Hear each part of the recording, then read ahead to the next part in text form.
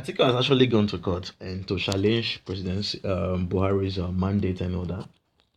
And there are people who are saying Atiku is a thief, is a this and all that. Listen, forget the man.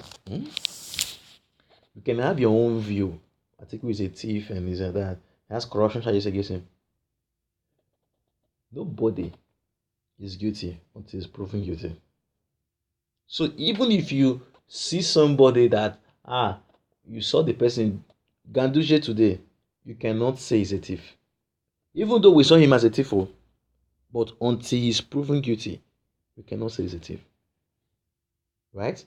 So the court, we have to wake up and do something about it. Now let's forget about Ganduje or whatsoever. I'm just trying to make a point. There are people who are saying that Atiku should go and rest. Oh, Atiku is losing. Some people say Atiku is hallucinating. Atiku is daydreaming. Oh, Atiku defeated in Buhari in his dream. Atiku should wake up from slumber. Atiku is suffering from post-election depression. Oh, Atiku is Dubai strategy. Oh, Atiku is being depressed because of the billions he spent.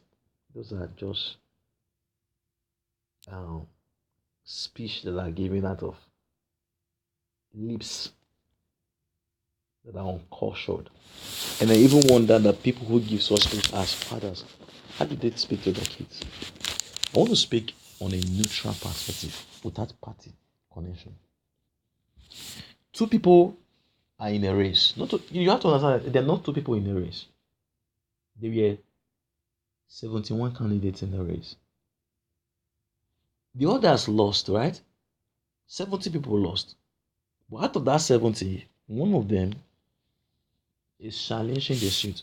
Now, you have to understand that the suit is not being challenged because it came as a merest rival. No. Somebody who got one vote, even if person didn't even get any vote, he can challenge the suit. Listen, any Nigerian can challenge Buhari's candidacy. Anybody can challenge Buhari's victory. Anybody in Nigeria. The question is, you have to come to court with proofs. I can go and sue Buhari. You can go and sue Buhari, sue APC over the election. It's anything. You can go. People, have you not heard cases that people are suing companies? Let's say, for example, you have an account on Facebook and Facebook blocks your account. You can go and sue Facebook. So the idea of we have come to a point in Nigeria where we come to the point where we say if you are in authority, you have certain kind of power, you become so big that you can do anything and get away with it, that the person cannot demand their right. Atiku said he's going to court. And he has gone to court. Let the man go to court. Stop going on the media and speaking rubbish. Let's go to court. Now you are saying APC wants the IGP and DSS to probe Atiku for allegedly hacking into. We'll go to court. Stop using immediate effect and all this Kenyamu nonsense. That is called intimidation. Let's go to court. The one that they say he hacked. And then we'll know if there was a hack or there was a manipulation. We will know. We will know. If a person wrote an exam and he discovered that he got A1 in the exam, and then there is somebody who is working with WAEC, and the person is going to put F9, and then you want the person to sit down. If the person has the original result and he said, I got A1, and then he should come to the court. Yeah. He should come to the court. And then you will not see the case where they will see if the judge is going to pronounce judgment against the person who said that can actually prove that he got A1 in the first place.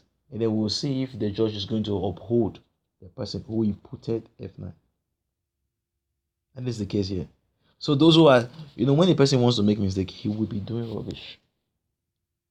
We have to come to the point where in Nigeria people should not do this and get away with it. The people who are saying Atiku should call Buhari to congratulate him. The Buhari you see, you are 3 times. Did he call anybody? Do you think if Atiku had won, do you think Buhari would have left power? Are you not seeing the rubbish that is going on in Nigeria, in the media? There are news agencies that have decided not to even watch.